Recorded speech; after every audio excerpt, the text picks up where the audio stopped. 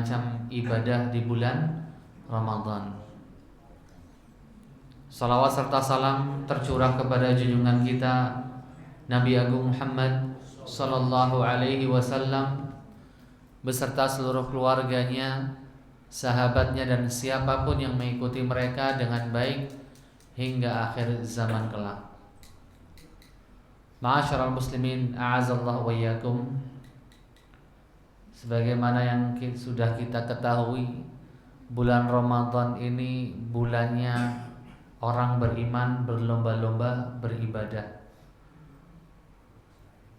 Bulan Ramadan disebut juga sebagai Syahrul Quran, bulan diturunkannya Al-Quran.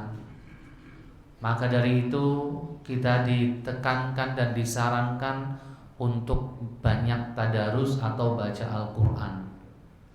Syukur-syukur bisa 1, 2, atau 3 kali khatam. Bulan Ramadan juga disebut juga sebagai bulan mulia, karena dengan di Ramadan ini Allah Subhanahu wa taala memberikan banyak fasilitas. Seperti pahala dilipat gandakan, pintu-pintu sorga dibuka, pintu-pintu neraka ditutup. Walillahi wataqa minan nar wa dzalika fi kulli lailah. Dan di setiap malam bulan Ramadan Allah membebaskan hamba-hambanya dari siksa api neraka. Dan semoga nama kita termasuk dalam daftar utaqa minan nar, orang-orang yang dibebaskan dari siksa api neraka. Ma'asyiral muslimin wal muslimat rahimani wa rahimakumullah. Bulan Ramadan juga dikenal sebagai bulan maghfirah, bulan yang penuh ampunan. Kalau bahasa kita seharian, ini bulan Ramadan ini diobral yang namanya ampunan. Jadi pantas saja kalau Nabi Muhammad SAW pernah bersabda dalam hadisnya, raghma'an fi rajulin adraka Ramadan walam yughfar lahu. Celaka, sungguh tragis dan rugi. Ada orang mendapati Ramadan dalam kondisi yang tanpa uzur, walam yughfar lahu, tapi sayangnya dosa-dosanya nggak diampuni. Eman banget. Bahasa kita sungguh terlalu. Udah dikasih diskon, udah dipermudah, kurang apa? Nah, yang namanya maghfirah Bapak Ibu, ampunan ini kita harus kejar. Harus ada effort dan usaha.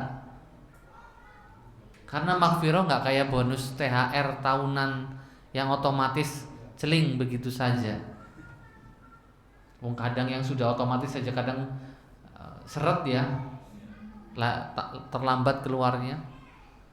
Nah, maghfirah ini kita kejar, kita upayakan. Memang maghfirah hak mutlaknya Allah. Sesuai kehendaknya Allah, siapa saja yang mau diampuni. Allah gak pernah memandang fisik orang, mau dari etnis mana, suku mana, bahasa mana. Yang Allah lihat itu hanya hatinya dan amal perbuatannya. Makanya gak ada yang tahu siapa yang sudah diampuni. Nah, ikhwatil iman a'azallaikum. Namun Nabi Muhammad SAW sudah ngasih saran banyak sekali, sudah ngasih tips banyak sekali supaya kita mengejar maghfirah, supaya kita melakukan asbabul maghfirah. Asbabul maghfirah itu hal-hal yang dapat kita lakukan, yang dapat kita upayakan, yang sekiranya dengan perbuatan-perbuatan tersebut Allah mengampuni dosa-dosa kita. Ada banyak. Dan saya yakin 100% Bapak Ibu juga sering melakukan hal ini. Cuman terkadang terskip, atau terkadang melakukannya hanya sekedar rutinitas. Padahal ini sesuatu yang luar biasa. Ma'asyiral muslimin, a'azallahu wa yakum. Jadi sekali lagi, untuk asbabul maghfirah atau amalan yang bisa mempermudah kita memperoleh ampunannya Allah itu ada banyak. Namun saya mulai dengan amalan-amalan yang sekiranya wajib kita lakukan di bulan Ramadan. Pertama, puasa itu sendiri. Kita lakukan puasa Ramadan harus benar-benar serius Bapak Ibu. Sudah sering disampaikan oleh para ustadz, mungkin para kiai, para penceramah. Puasa ada beberapa levelnya. Level yang paling bawah adalah yang berpuasa perutnya kita aja, lapar dan haus aja udah. Yang lainnya nggak puasa. Ini derajat yang paling rendah, derajat yang dimana seseorang menggugurkan kewajiban. Tapi pahala puasa yang tak terhingga itu nggak dapat. Dapatnya cuma beberapa persen aja. Naik ke level yang berikutnya, dimana seseorang bukan cuma perutnya saja yang puasa, tapi juga jawarihuh, anggota badannya, panca inderanya juga berpuasa dari hal-hal yang diharamkan agama, bahkan yang dimakruhkan pun dia jauhi. Ini udah bagus nih level ini. Naik ke level yang tertinggi adalah dimana bukan saja perutnya yang berpuasa, tapi anggota tubuhnya juga berpuasa, plus hatinya juga berpuasa. Di bulan Ramadan hatinya nggak benci sama orang. Di bulan Ramadan hatinya nggak hasad, nggak iri sama orang lain. Jadi benar-benar hatinya itu berpuasa dari segala macam penyakit hati. Ini yang seperti ini Bapak Ibu, Masya Allah, pahalanya tak terhingga, luar biasa. Itu spesialnya puasa di situ. Nah, mari kita kerjakan puasa ini dengan serius, ya, dengan benar-benar gitu loh. Contoh, Bapak Ibu yang dirahmati Allah Subhanahu wa taala. Contoh kalau orang serius ini di Indonesia kan kita ada perbedaan pandangan. Ada yang ikut hisab Muhammadiyah, ada yang ikut hasil sidang isbat Kemenak. Dan hanya di Indonesia terjadi seperti ini. Sikap kita bagaimana? Kita harus bijak. Siapapun yang mau ngambil hisab Muhammadiyah atau hasil sidang isbat Kemenak harus serius, nggak boleh main-main. Yang kami pernah dapati di lapangan, tapi yang sering saya dapat itu anak-anak muda ya Bapak Ibu. Tapi juga beberapa bapak-bapak juga pernah ya mengaku, iya Ustaz saya seperti itu. Gimana? Contoh kayak kemarin hisab Muhammadiyah menentukan hari Rabu tanggal 1 Ramadan. Jadi hari Rabu mereka mulai berpuasa. Pemerintah hari Kamis. Ini ada anak muda bilang, ya udah aku ikut pemerintah aja. Oke, nggak masalah.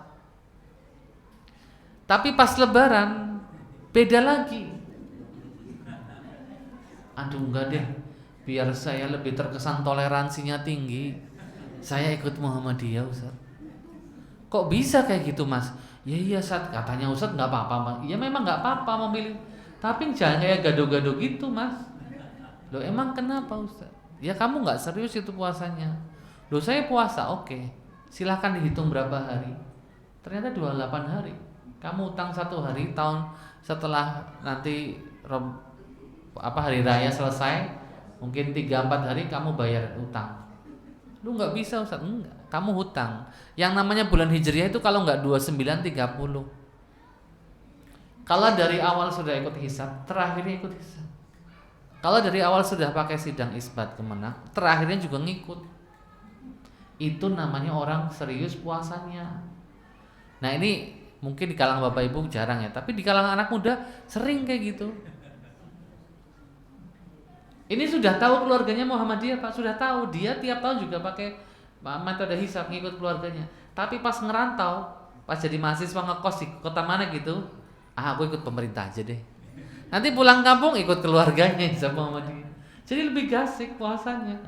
Nah ini contoh ya. Kelihatannya sepele tapi malah bisa ngerusak puasa kita. Keseriusan kita di Ramadan itu dipertanyakan. Contoh lain yang kadang bikin kita kurang menyeriusi ibadah puasa. Kita tahu Bapak Ibu, adzan maghrib itu merupakan waktunya kita membatalkan puasa. Saya sering menyampaikan alangkah baiknya kita tahu hari ini maghribnya jam berapa Bapak Ibu?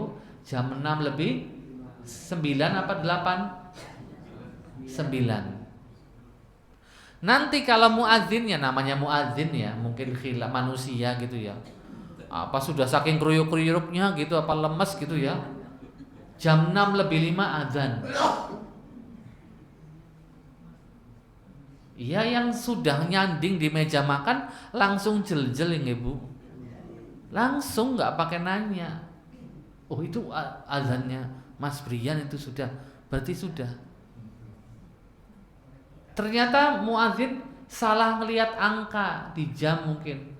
Kelihatannya kayak sudah 6-9 karena saking laparnya mungkin ya, jadi kabur pandangannya. Bisa jadi kan namanya manusia. Nah, kita sebagai manusia yang serius berpuasa minimal tahu 6 lebih 9 itu azan. Kalau ada azan yang sebelum itu ditahan dulu. Cek dulu. Itu lebih bagus. Itu contoh kita benar-benar dari awal Bu sampai akhir serius. Yang seperti ini puasanya insya Allah menggugurkan dosa-dosa. Jadi nggak cuman rutinitas doang. Ya. Apalagi mohon maaf ya, ini juga saya dapati di fenomena anak-anak remaja, baik SMA maupun kuliahan gitu ya.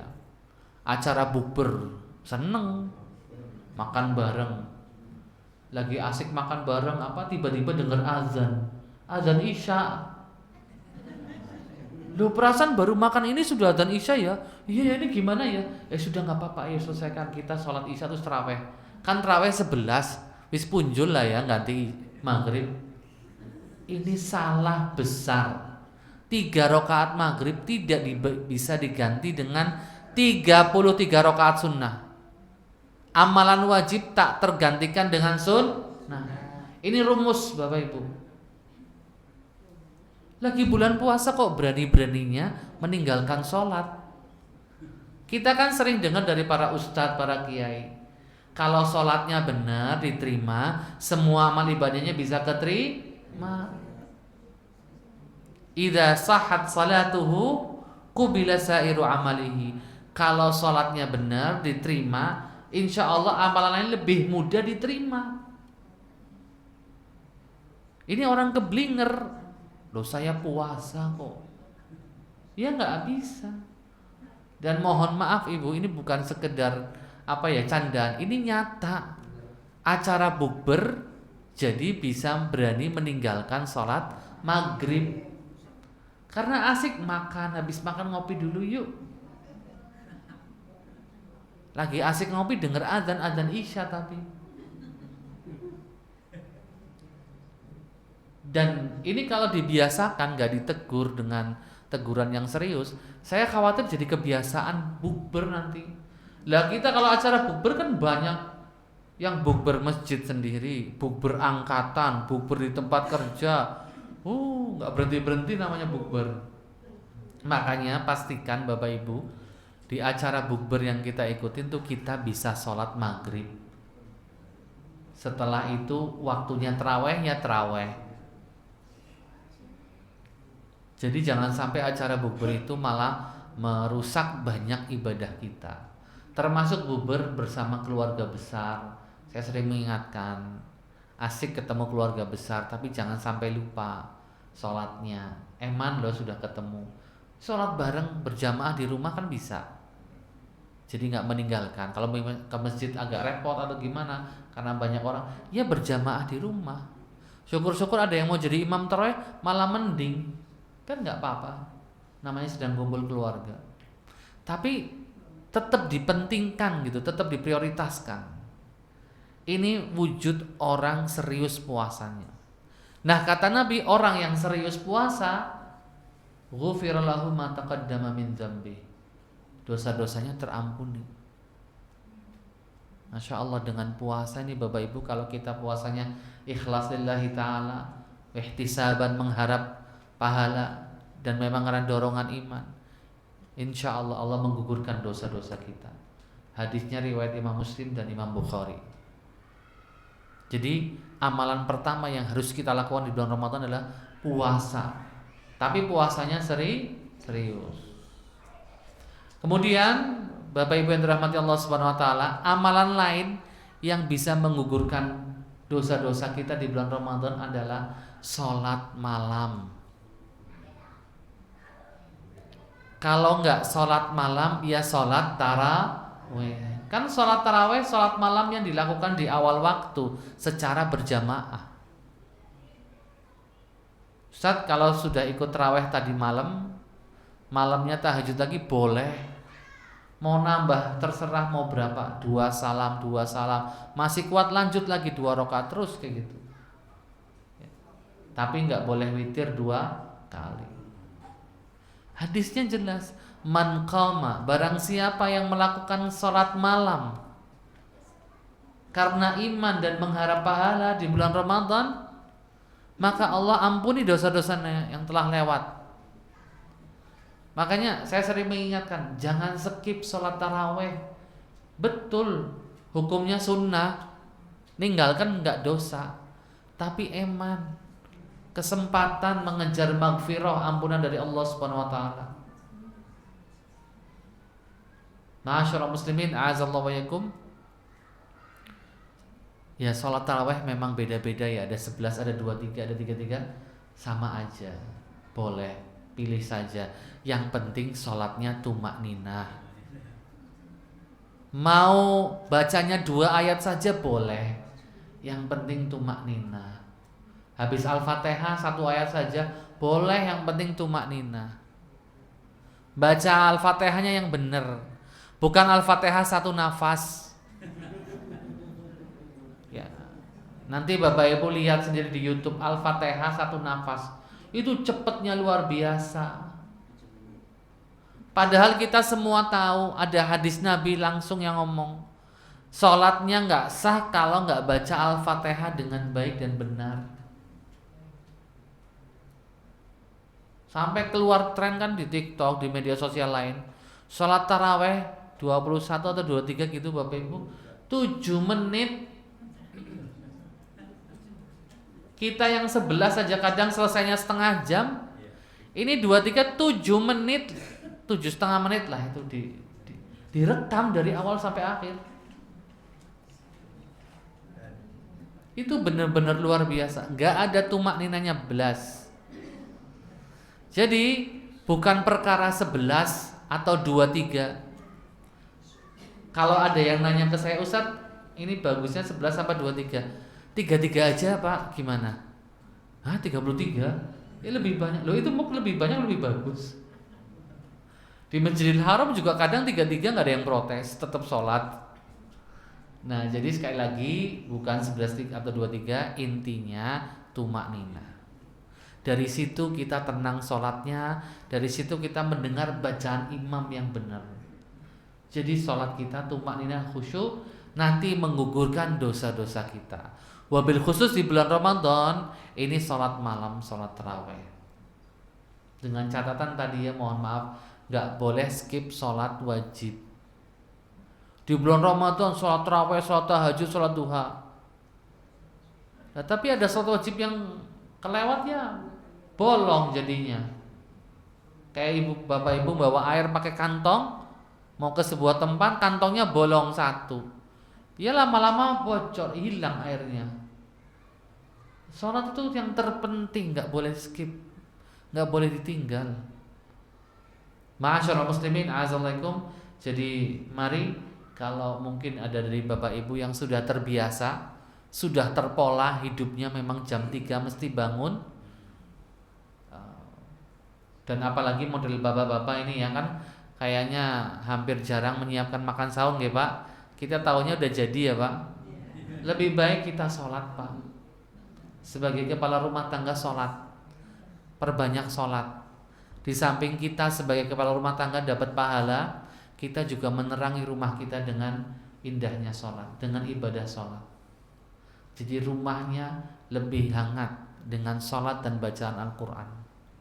Nabi itu memperbanyak sholat sunnah di rumah. Bahkan di beberapa riwayat Nabi lebih sering sholat sunnah rawatibnya di rumah.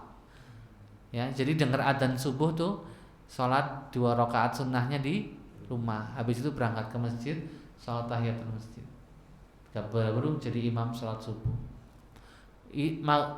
Maghrib juga seperti itu, sholat ba'diyahnya di rumah. Tapi pernah di masjid ya pernah, cuman seringnya di rumah. Ma'asyiral muslimin, a'azzallahu wa iyyakum. Hal lain yang bisa kita lakukan untuk mendatangkan ampunan di bulan Ramadan itu apa? Mengejar Lailatul Qadar. Rasulullah mengatakan, man qama Lailatul Qadri imanan wa ihtisaban ghufira lahu ma taqaddama min dzambi. Barang siapa yang menghidupkan malam-malam Lailatul Qadar, maka Allah ampuni dosa-dosanya. Ya jelas karena iman mengharap pahala. Mungkin kita nggak bisa itikaf dari malam 21 sampai 29 pagi Pak di masjid gitu ya, karena kita punya kerjaan, punya tanggung jawab dan sebagainya. Tapi alangkah baiknya saat malam hari kita ke masjid lah. Mungkin habis tarawih mungkin nggak pulang kan bisa, atau pulang dulu sebentar persiapan terus balik lagi ke masjid. Syukur-syukur di masjidnya ada sholat malam berjamaah kan nggak apa-apa. Jadi mempermudah orang mau sholat malam lebih panjang. Kadang kalau kita sholat sendiri pakainya kulhu bolak-balik. Ya, kalau imamnya Adam apa siapa kan yang banyak hafalannya mending. Jadi kita lebih lama berdirinya, munajatnya lebih lama, lebih nyaman, gitu, lebih mantap. Aslinya sholat malamnya paling bagus sendiri-sendiri. Cuman itu masalahnya di kita Pak. Lebih sering pakai kulhu daripada ya. Ya kalau nggak kulhu kadang iseng madandawai alam nasroh gitu. Alam nasroh gitu. Al-Kautsar gitu. Tapi kalau sholat berjamaah, masya Allah kita bisa sedikit lebih panjang. Ya maka dari itu ini perkara yang luas. Ya, kalau mau nanya lebih afdal sendiri betul. Tapi kalau berjamaah lebih khusyuk, lebih panjang, lebih nikmat, mengapa tidak sih? Nah, wabil khusus di Indonesia, Bapak Ibu, kita tahu awal Ramadan berbeda. Bagi kita genap, bagi mereka ganjil, ya kan? Insya Allah malaikatnya nggak bingung kok, kitanya aja yang bingung. Kitanya yang bingung. Jadi pesan saya atau nasihat buat diri saya dan semuanya, kita hidupkan semua malam, dari malam 21 sampai akhir. Dah nggak usah bedakan genap ganjil. Bayangkan Bapak Ibu, kalau kita hidupnya di dunia ini cuma 75 atau 85 atau 90 dah. Selama usia itu kita cuma dapat Lailatul Qadar 10 kali aja. Seolah kita sudah dapat tambahan pahala 840 tahun. Bayangkan.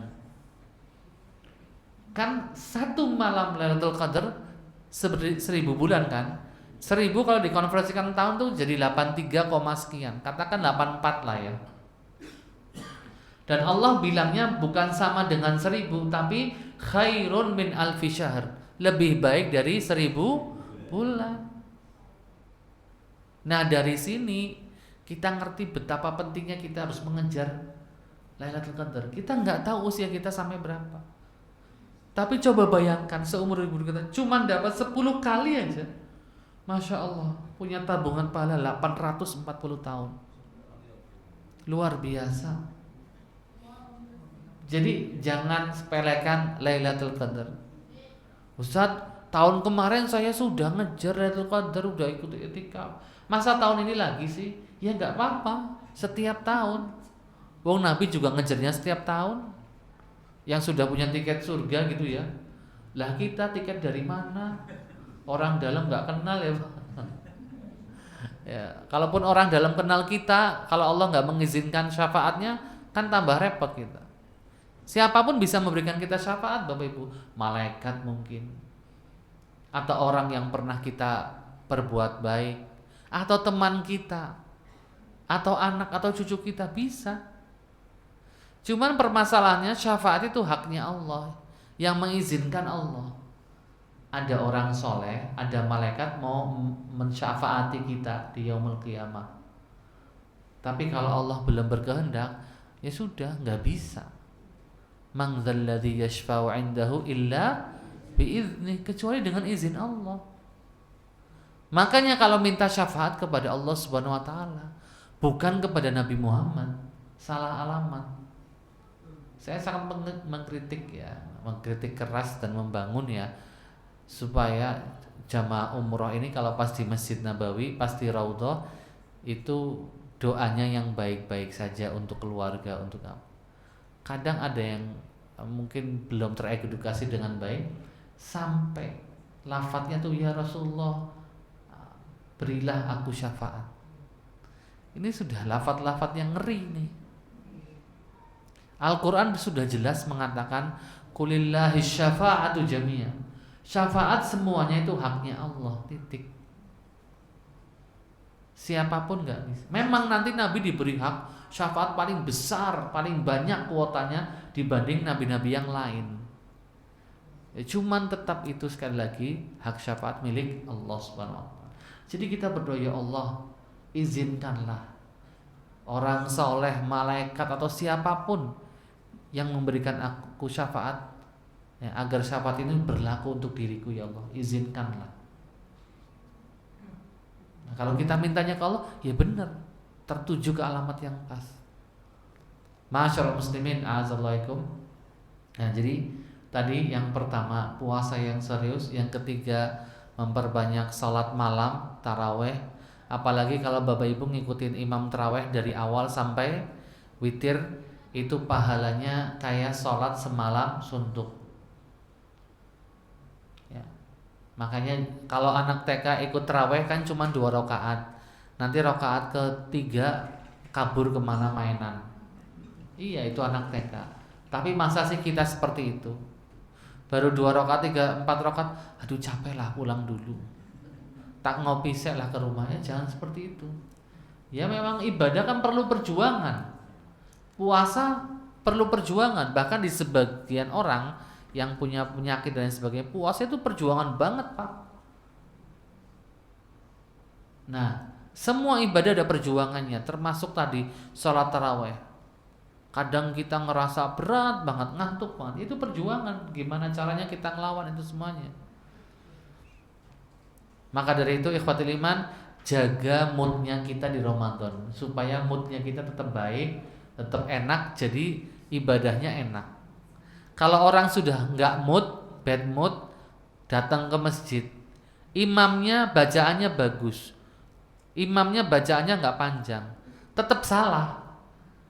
Siapa sih ini imamnya, ngantukin banget. Padahal imamnya udah bagus. Karena apa? Dirinya sudah bad mood. Udah beda suasananya.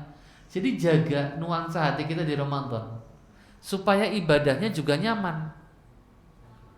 Imamnya nggak ada masalah, udah sesuai standar masjid contohnya. Satu muka untuk 2 rakaat saat oke.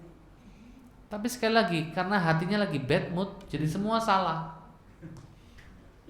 Masyaallah muslimin, a'azzalaikum. Jadi di bulan Ramadan ada pentingnya, ada baiknya kita menjaga moodnya kita, supaya kita ibadahnya juga nyaman, juga dalam kondisi yang penuh dengan kebahagiaan.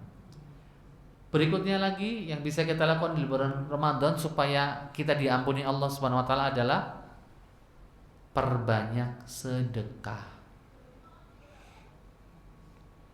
Bapak Ibu, kalau Rasulullah memberikan analogi itu sangat jelas.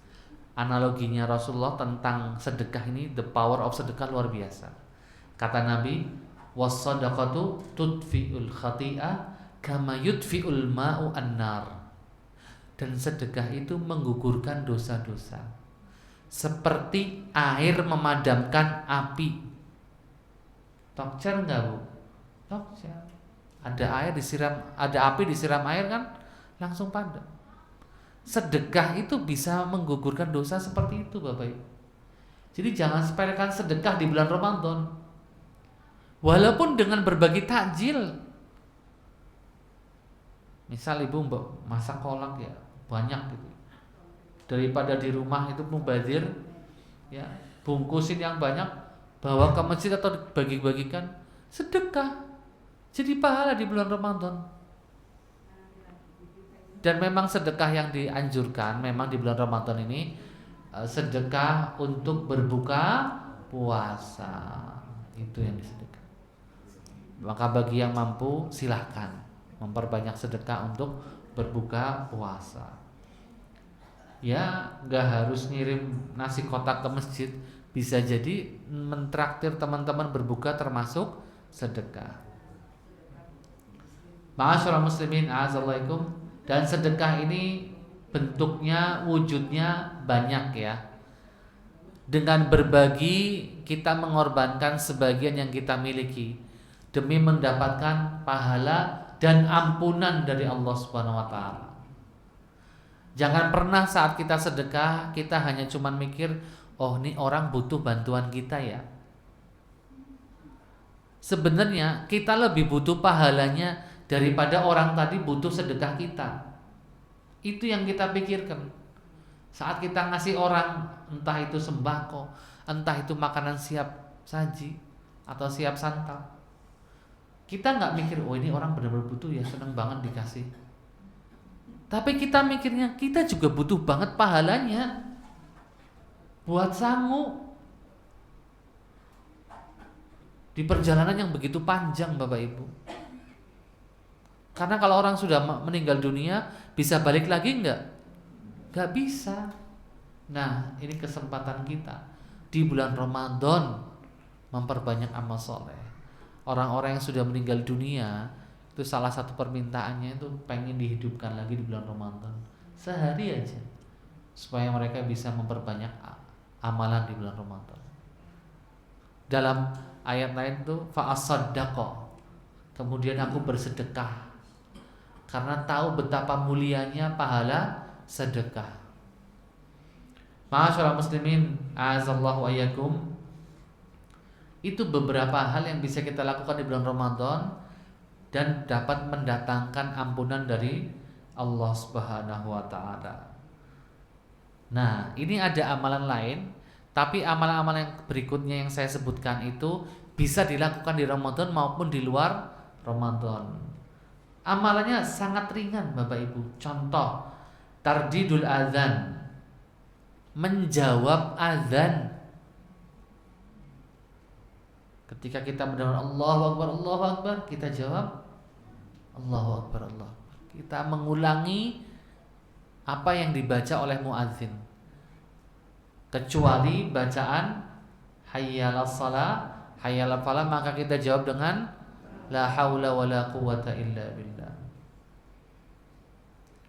Dikatakan sama Rasulullah SAW yang menjawab azan dan mengulangi panggilan azan, ghufira lahu dzambuh, dosanya diampuni.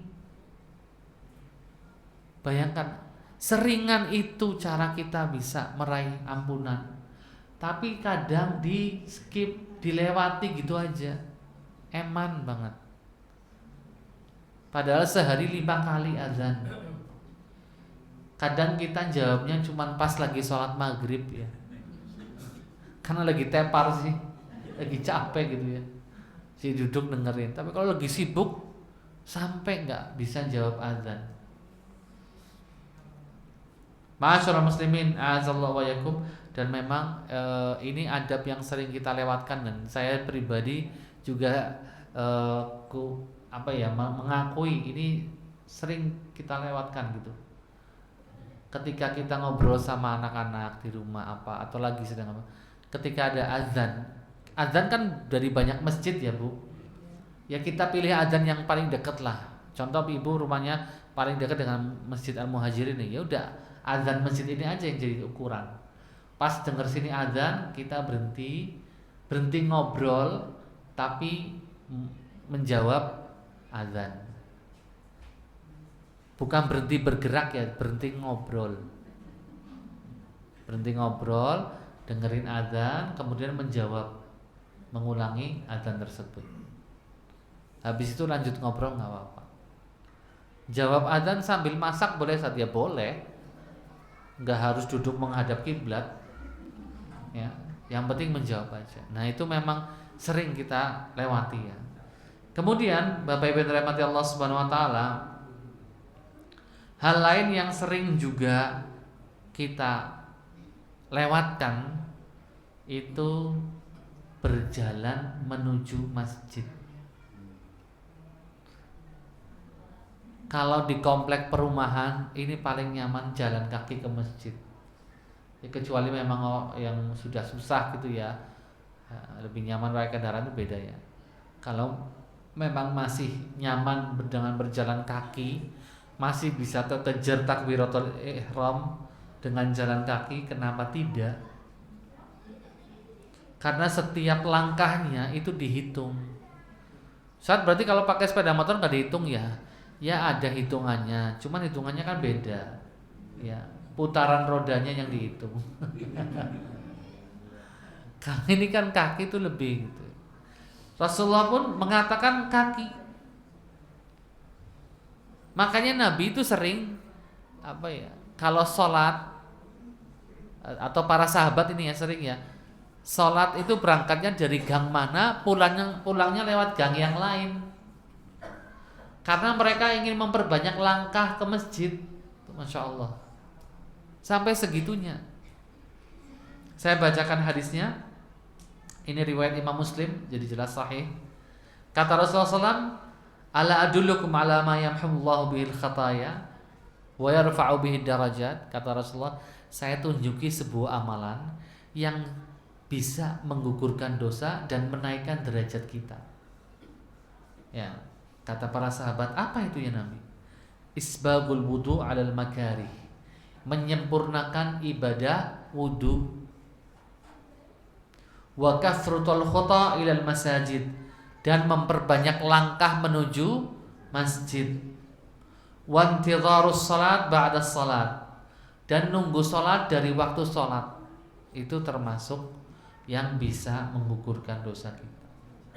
Contoh, habis maghrib sampai isya kita nunggu waktu sholat. Memang akan muncul pertanyaan, Ustaz, ketika menunggu kita boleh mengerjakan pekerjaan yang lain enggak? Ada yang bilang tidak, fokus ibadah. Ada yang bilang boleh, kita sambil kerja sambil apa, nanti nunggu azan sholat lagi gitu. Wallahu alam. Ini ada dua penjelasan dan dua pendapat. Ya, tapi intinya insya Allah ketika hati kita terpaut dengan adzan, ini sebentar lagi adzan nih, insya Allah kita itu wujud nyata kita menunggu waktu sholat. Nah, di sini Nabi sudah bilang 3 amalan kan, menyempurnakan wudu. Baiknya kita wudu dari rumah. Wudu dari rumah, setelah itu jalan ke masjid. Jadi ketika berjalan kita sudah dalam kondisi suci. Ya bukan berarti salah wudu di masjid, ya boleh-boleh aja. Ya. Tapi bagusnya seperti itu. Ya. Ma'asyiral muslimin, a'azzalaikum. Kemudian amalan lain yang bisa kita lakukan supaya bisa menggugurkan dosa kita adalah sholat 2 rakaat setelah wudu. Sholat sunnah 2 rakaat setelah wudu. Kata Nabi, ghufir lahu ma taqaddama min dzambi. Ini hadisnya riwayatnya hasan, tapi masih bisa buat dalil. Kalau riwayatnya dhaif sudah nggak bisa. Kalau riwayatnya dhaif udah nggak bisa buat landasan kita ibadah. Hanya sekedar motivasi aja. Tapi kalau masih riwayatnya sahih ataupun hasan, bisa jadi landasan hukum beribadah. Kemudian ibu-ibu yang dirahmati dan bapak-bapak yang dirahmati Allah Subhanahu wa taala, amalan lain yang ringan banget, yang kadang kita ngantuk jadi kelewat. Coba apa Bu? Pak, ini kadang kita lagi ngamalin itu terus tiba-tiba berhenti karena ngantuk. Kalau enggak karena dopok gitu. Apa ini? Amalnya ringan banget. Kita sering melakukannya, tapi sering berhenti di tengah jalan, belum selesai. Satunya istighfar, apa yang lebih umum Bu? zikir habis sholat fardu. Baik kata Rasulullah SAW, saya bacakan langsung hadisnya. Barang siapa yang bertasbih setelah sholat fardu 33 kali, kemudian hamdalah 33 kali, kemudian takbir 33 kali, jadi kan total 99. Kata Nabi, kemudian disempurnakan dengan ucapan La ilaha illallah wahdahu la syarikalah, lahul mulku wa lahul hamdu wa huwa ala kulli syai'in qadir. Kata Nabi, ghufirat lahu khotaya, kesalahan-kesalahannya dihapus, dosa-dosanya digugurkan.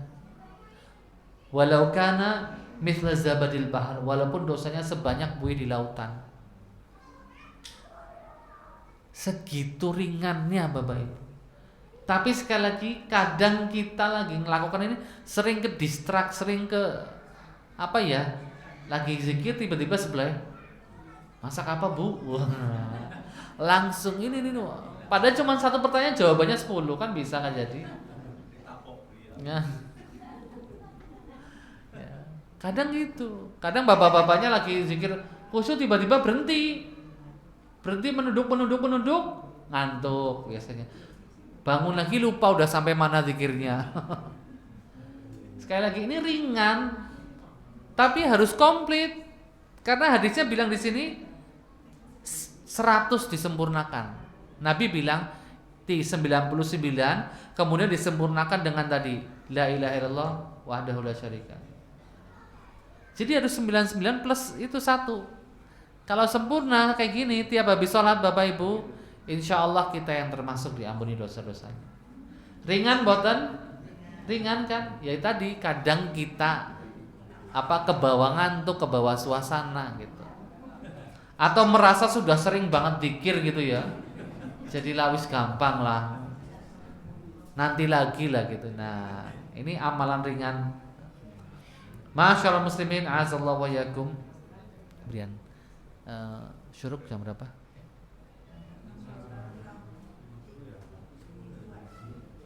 Jam 6 kurang 5 menit ya Bu? Oh 7 menit. Nah berikutnya nih buat orang-orang spesial nih. Kadang orang mampu tapi kalau belum dipanggil sama Allah gak bisa, yaitu haji. Ini Masya Allah, ini puncak amalan Islam. Karena di situ ada pengorbanan harta, waktu, kesehatan, tenaga, semuanya. Bahkan orang haji pun kadang mikir keluarga yang ditinggal. Bukan cuma mikirin dia sangunya, oleh-olehnya, tapi mikir keluarga yang ditinggal di Indonesia kadang. Kalau misalnya yang ditinggal anak-anak kecil gitu ya. Kalau ditinggal anak wis gede sih udah dipikir ya Bu. Kalau anak kecil itu pasti dipikir. Nah, kata Nabi, haji ini kalau hajinya mabrurah atau mabrur, maka pahalanya surga. Seindah itu.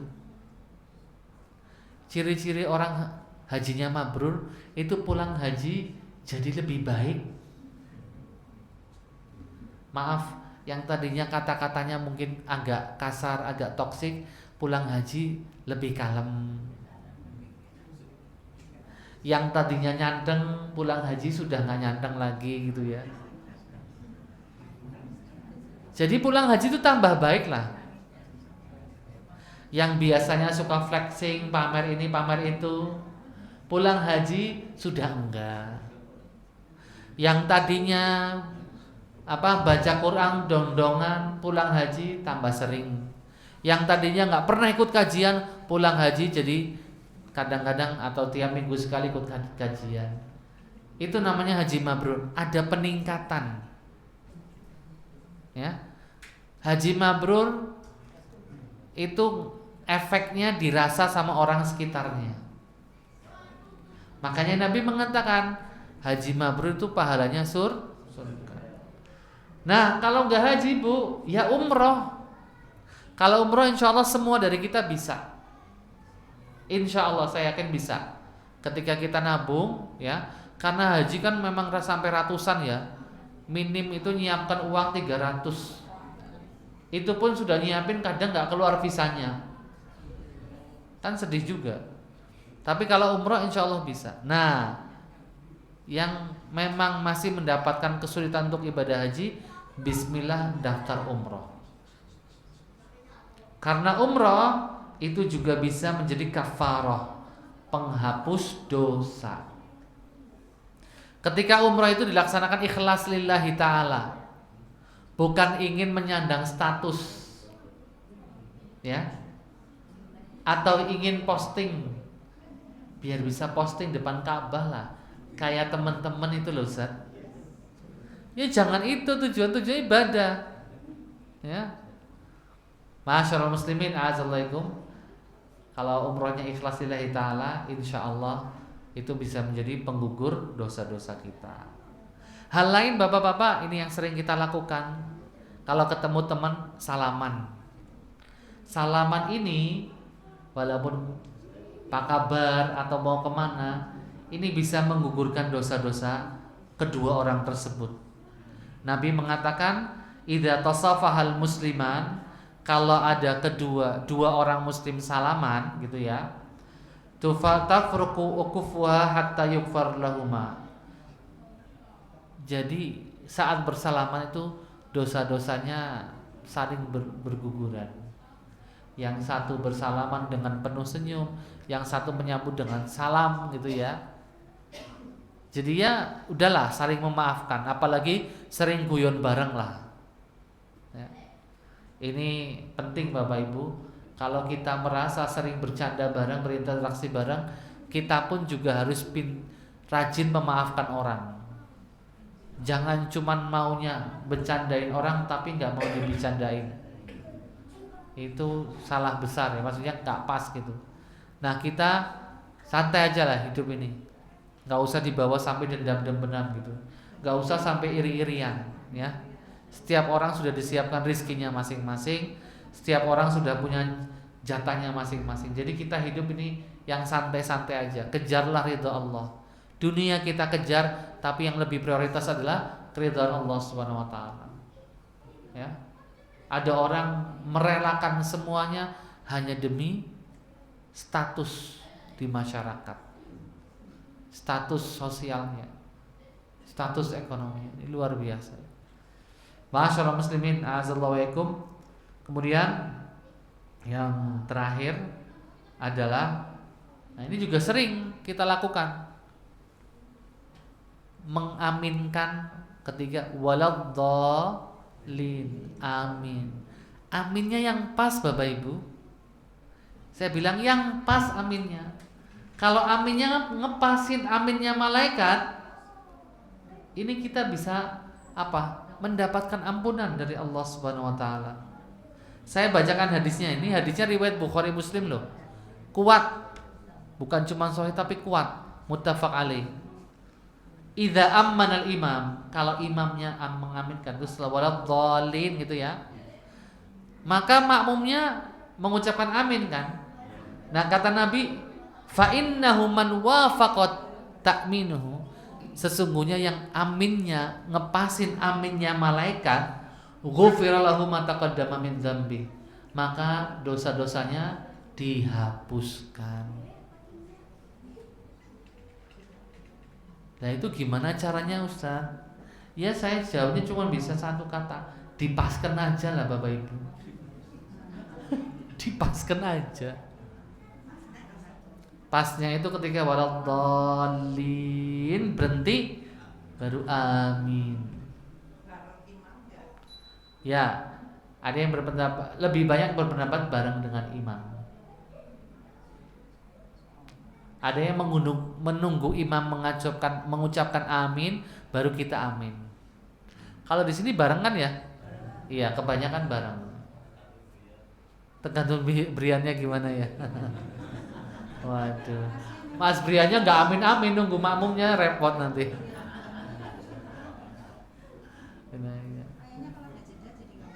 Iya kalau ada jeda lagi nggak bagus gitu ya. Tapi kita menyesuaikan lah. Maksudnya apa? Ini juga sindiran buat kita. Kalau amin nggak usah keras-keras deh. Oh itu anak-anak ya. Alhamdulillah. Oh, ibu-ibu keras kadang ya. Ya kadang mengeraskan amin biar ngantuknya hilang gitu ya Bu. Intinya dipaskan aja suaranya, nggak terlalu keras. Yang penting kedengaran kanan kirinya udah cukup lah. Amin gitu ya. Kalau bapak-bapak lebih keras sedikit ya boleh, cuman nggak sampai teriak gitu. Tapi memang ada mazhab yang kalau dibilang aneh, mungkin bagi kita aneh. Mazhab Hanafi itu amin nggak boleh kedengaran. Amin, tapi hanya suara kita yang dengar kita. Amin gitu. Selirih itu. Kalau kita amin di negara Uzbekistan, habis tahiyat, habis salam, orang pada melototin kita. Ini orang mana gitu? Uzbekistan, Kazakhstan. Itu kan rata-rata madhabnya Hanafi. Sebagian Afghanistan juga madhabnya Hanafi. Jadi ketika imamnya waladhdallin, ini sepi Bu. Mereka amin tapi nggak keras.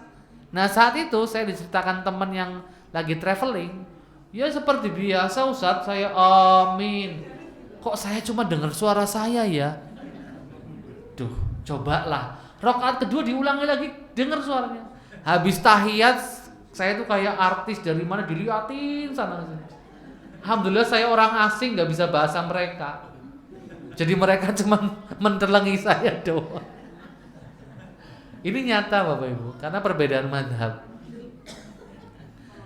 Tapi juga nggak salah, karena 4 mazhab masih dalam koridor Ahlussunnah wal Jamaah, masih oke. Kalau mazhabnya sudah lain, nah kita jangan sholat bareng. Contoh yang mazhabnya sudah lain, orang-orang Syiah, kan sudah lain mazhabnya. Orang-orang Ahmadiyah, itu jangan kita sholat di belakang mereka. Ya bukan saya menebar kebencian, lawang habis Nabi Muhammad mereka percaya masih ada syariat lagi, masih ada wahyu lagi. Ya nggak bisa. Ma'asyiral muslimin a'azzalaikum. Kita toleransi dengan perbedaan, tapi kita juga harus tegas sama akidah kita. Silakan Anda berkeyakinan ada wahyu, ada apa ngono. Tapi keyakinan kita satu. Nabi Muhammad SAW adalah Nabi yang terakhir. Setelah beliau meninggal dunia, nggak ada wahyu turun, nggak ada ilham, nggak ada omong kosong apa wangsit dan lain sebagainya, tidak ada. Selesai semuanya sudah. Baik, sampai di sini penjelasan kami, semoga bisa mengingatkan kembali amalan-amalan yang bisa mendatangkan ampunan dari Allah Subhanahu wa taala. Mohon maaf jika ada salah kata yang kurang pas. Aku qauli hadza wa astaghfirullah li wa lakum. Mari kita tutup dengan bacaan hamdalah dan doa kafaratul majlis.